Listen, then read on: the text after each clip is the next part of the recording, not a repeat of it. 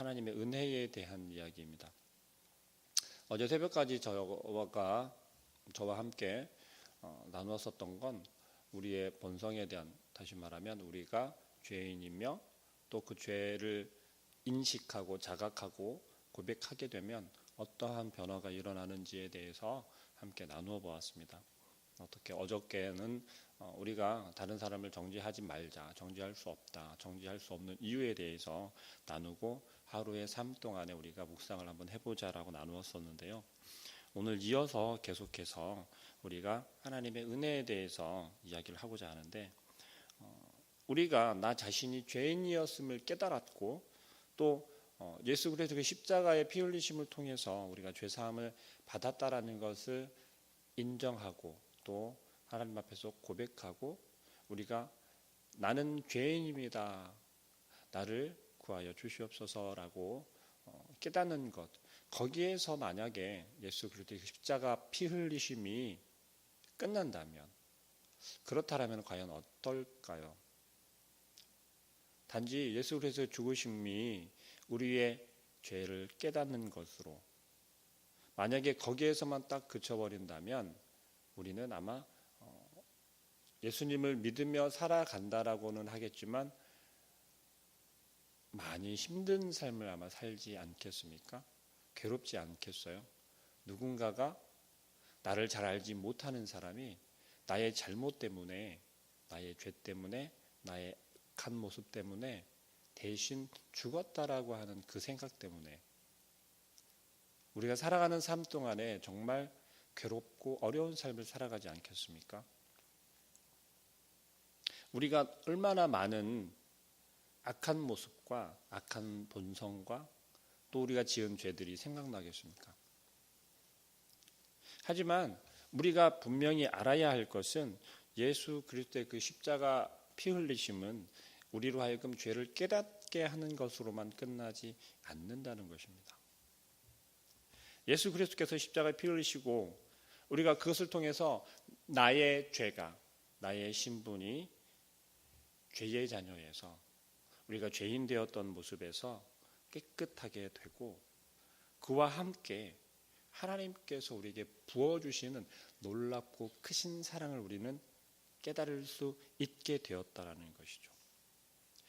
예수 그리스도의 죽으심이 단지 거기에서 끝나는 것이 아니라 그 이유가 무엇이고 무엇 때문에 예수 그리스도께서 희생하셨는지 그걸 알게 된다면 우리는 우리의 모습 때문에, 나 때문에 예수님께서 단지 십자가에서 죽으셨구나 라고 거기에서 끝나는 것이 아니라 하나님께서 우리를, 하나님께서 나를 얼마나 사랑하시기에, 하나님께서 나를 얼마나 사랑하시고 나를 얼마나 아끼시고 살리기를 원하시기에 정말 죄 없는 바로 하나님의 독생자 아들을 나의 죄값으로, 우리의 죄값으로 희생하셨는지, 예수님에게 감당케 하셨는지 우리는 생각할 수 있어야 합니다.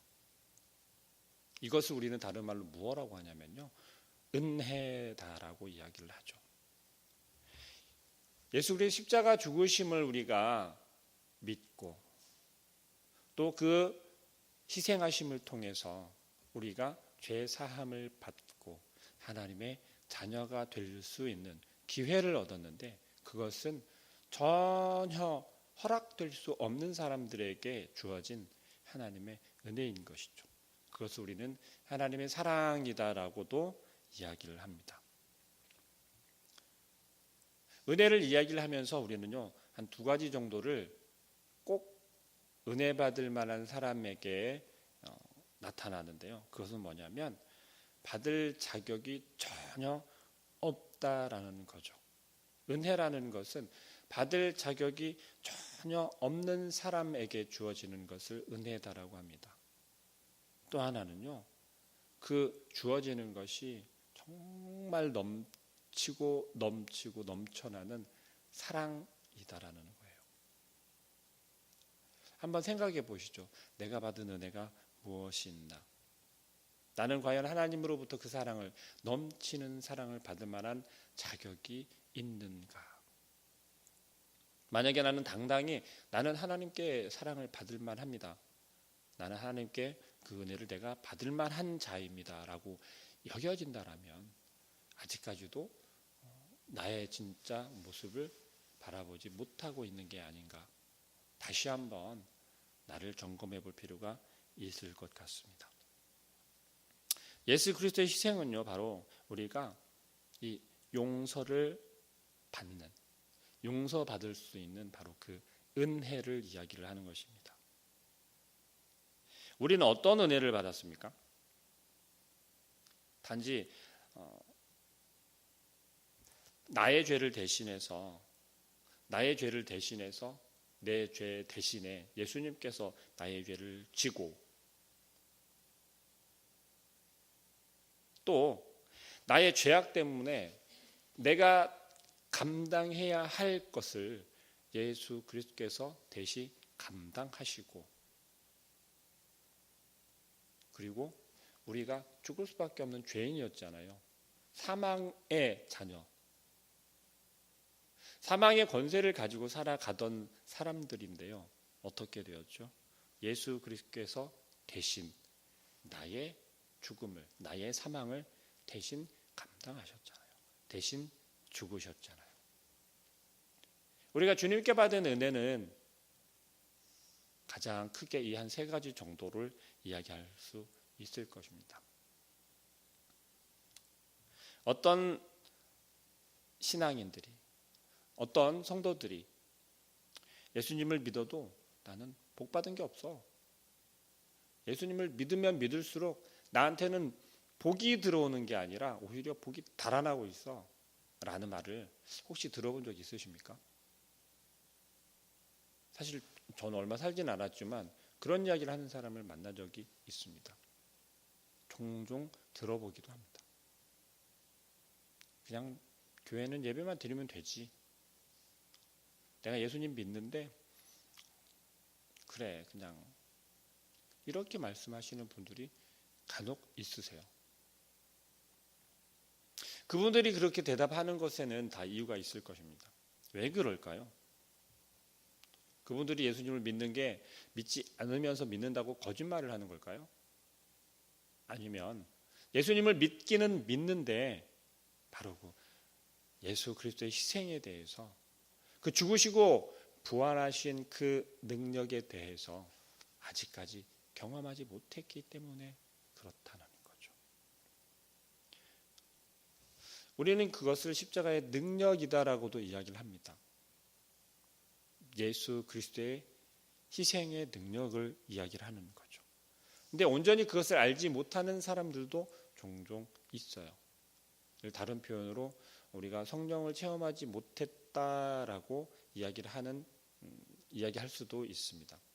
성령을 체험했다라는 게 뭐죠? 눈에 보이는 것을 우리가 경험해야 되는 것인가요? 그게 아니잖아요. 우리가 얼마나 예수 그리스도 앞에서 주님께서 나를 대신해서 이렇게 희생하셨고 내가 얼마나 악한 죄인지를 나로 하여금 깨닫게 하는 것이 바로 그 능력이라는 거죠. 우리 안에 성령님을 보내주십시오. 성령님께서 우리 안에 찾아와 주십시오. 예수 그리스도께서 부활하시고 승천하실 때 우리에게 보내주기로 하셨던 그 성령을 누가 받을 수 있습니까? 예수 그리스도를 온전히 믿는 사람들에게 주시겠노라고, 보내주시겠노라고 예수 그리스도께서 약속하셨잖아요. 그럼 뭐예요? 온전히 고백하지 못하는 이들은 아직까지도 예수 그리스도께서 십자가에서 죽으시고 부활하신 것을 온전히 믿지 못한다라는 것입니다. 정말로 예수 그리스도의 죽으심, 그 희생을 또 그 능력을 우리가 안다면 예수님을 믿으면서 우리가 누리는 복이 얼마나 크고 놀라운지를 아마 고백할 수 있을 겁니다.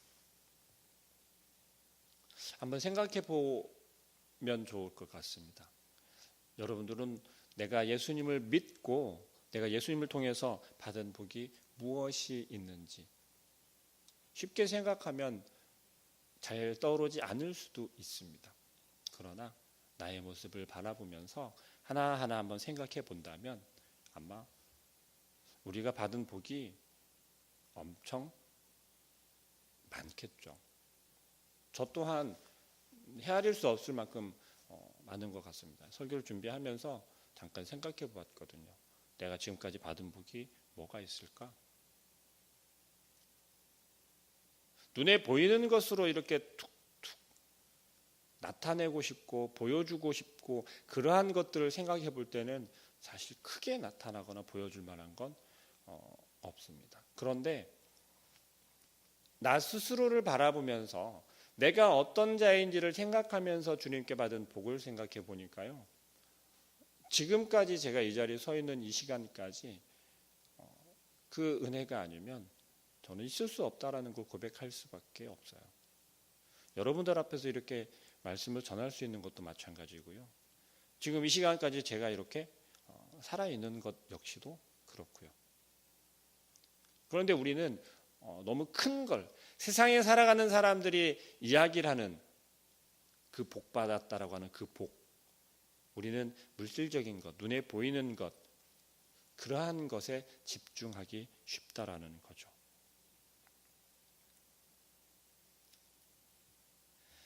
우리가 예수 그리스도를 믿는다라고 하면서도 만약에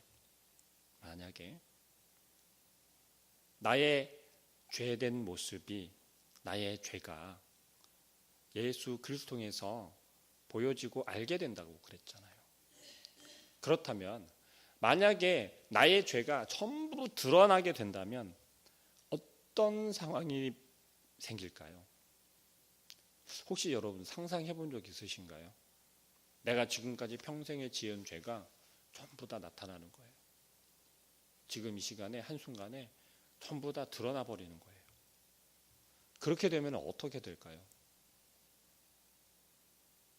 대부분 우리는 부모이고 또 이웃도 있고 직장도 있고 그렇잖아요.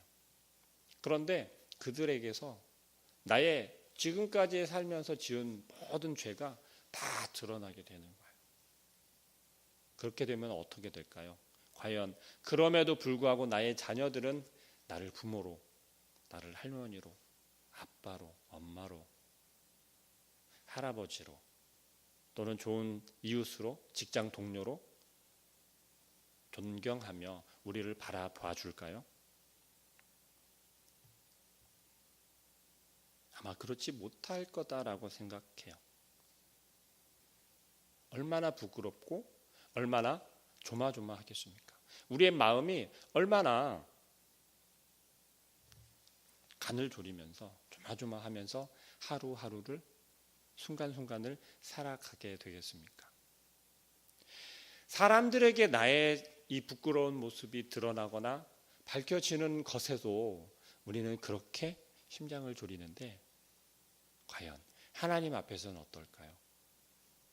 하나님 앞에 서는 그 순간에 우리의 모든 것이 다 드러난다라고 그러잖아요. 우리의 악함도 우리의 선함도 모든 것이 하나님 앞에서는 다 드러나게 되어 있단 말이에요.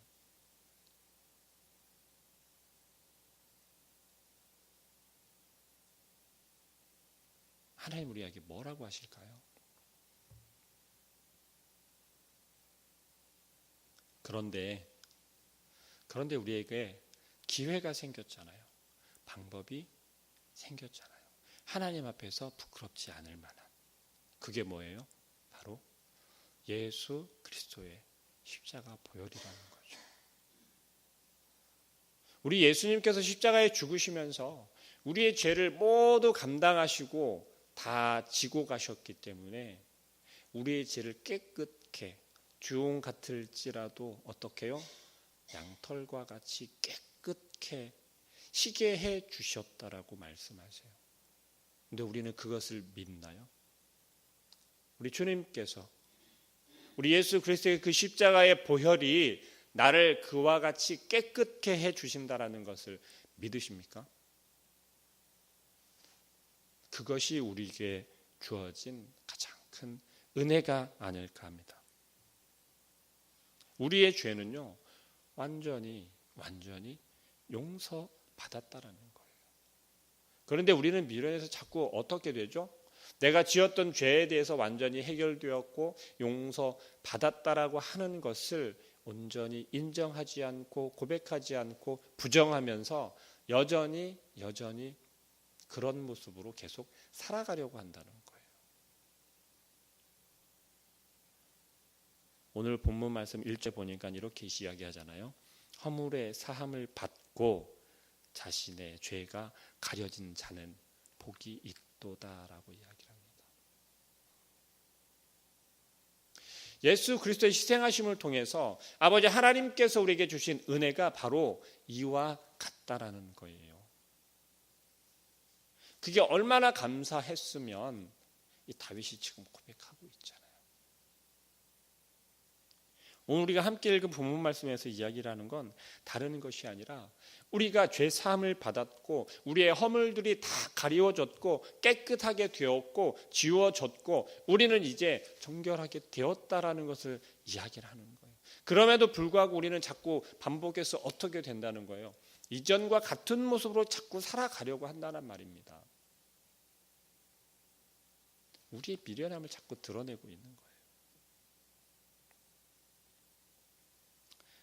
예수 그리스도를 통해서 우리는 하나님의 사랑과 은혜를 경험하고 체험할 수 있게 됩니다. 우리의 삶에서 예수 그리스도와 함께 동행하며 함께 살아갈 때 우리는 이와 같은 모습으로 이와 같은 삶을 살아갈 수 있어야 합니다.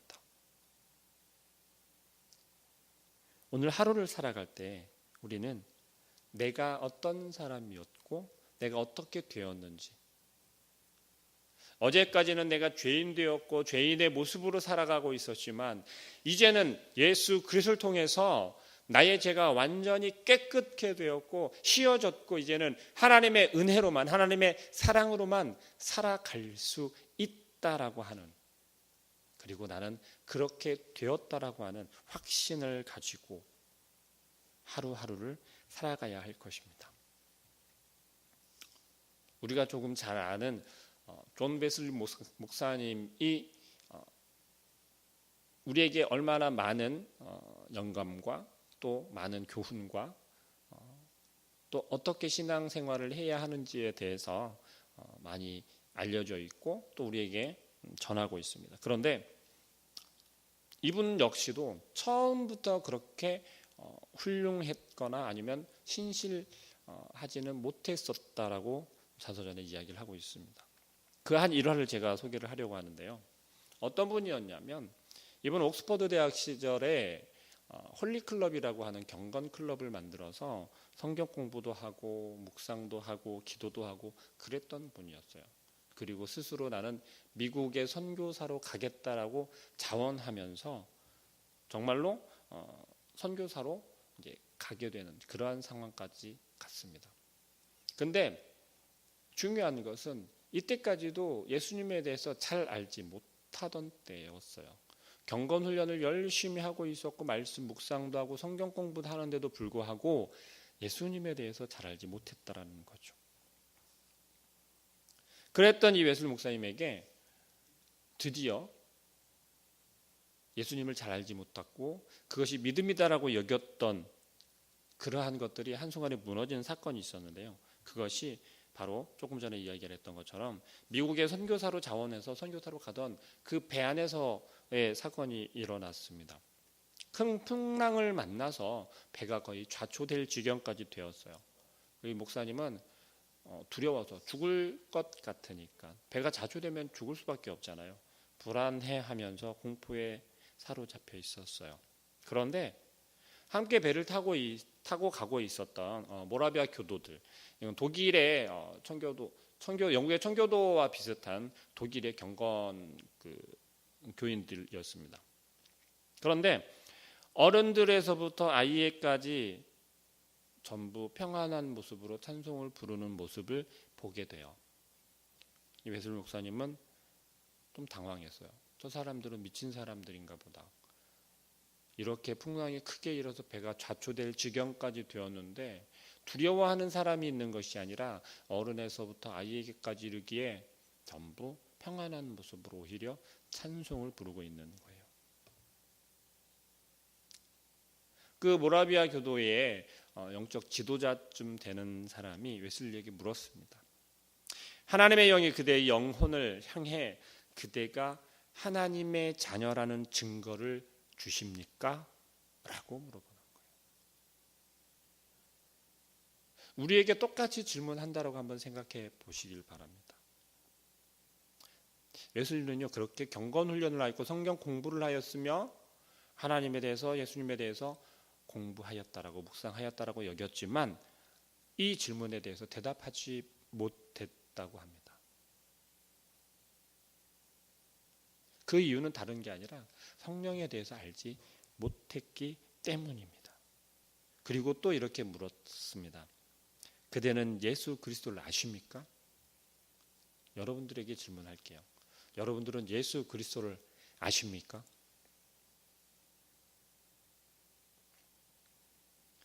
웨슬리의 대답은 이랬습니다. 나는 그분이 온 세상의 구주이심을 압니다. 라고 대답을 했대요. 그랬더니 이어서 이렇게 질문했다라고 합니다. 여러분들에게 질문해 보겠습니다. 그 분이 예수 그리스도가 당신을, 여러분을 구원하셨음을 믿습니까? 웨슬리는 이 질문에 대해서도 확실하게 대답하지 못했다고 해요. 그저 저는 그분이 저를 위해서 죽으셨기를 바랍니다. 라는 대답을 했대요. 상상이 가십니까? 이 존 웨슬리 목사님은요, 굉장히 후대에도 그렇고요, 우리 기독교 사회에도 그렇고 굉장히 많은 영향력을 끼쳤던 분이세요. 이 멀리까지 가지 않고서도요, 지금 현대를 살아가고 있는 우리들 모습 속에서도, 이 상황 속에서도, 이 한국교회의 모습 속에서도 우리가 많은 존경하는 목사님들이 있고요, 많은 선교사님들이 있고요, 많은 영적 지도자들이 있습니다. 아니, 거기까지 가기 이전에 많은 신앙의 선배님들이 있어요. 근데 그분들을 바라보면서 우리가 어떤 생각들을 하죠? 나는 저분처럼 신앙생활을 해야지. 신앙생활을 하려면 저분처럼 적어도 저렇게는 해야지. 아, 정말 저분은 은혜롭다.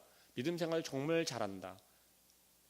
라고 우리가 본을 받기를 원하는 사람들이 있잖아요. 그렇게 또 바라보고 그분들처럼 우리가 행하기도 합니다. 그런데 그분들이 처음부터 그러한 모습이었을까요? 아니, 그러한 모습이 아니라 그 모습 속에서 정말 그분들의 고백이 나는 예수 그리스도를 믿으며 나의 구세주로 내가 고백한다라고 하는 그러한 온전한 신앙의 고백들이 될까요? 우린 정말 진지하게 생각해 보아야 합니다.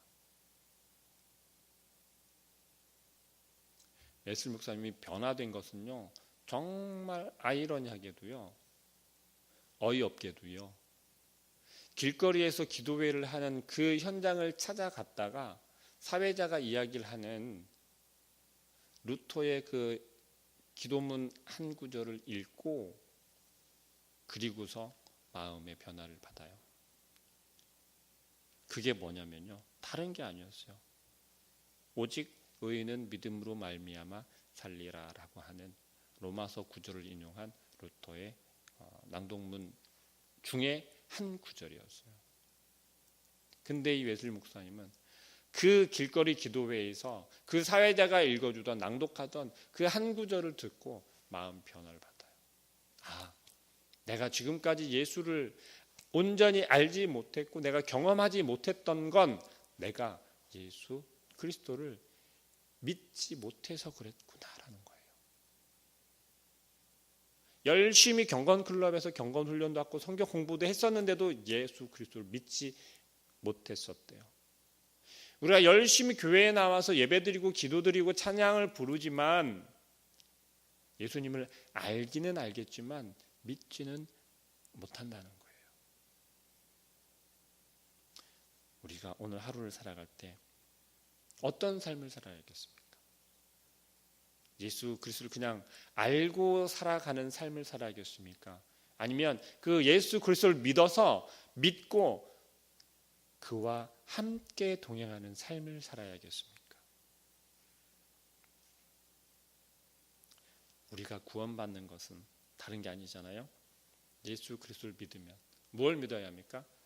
우리를 대신해서, 우리를 위해서, 아니 나를 대신해서 나를 위해서 십자가에 죽으시고 부활하신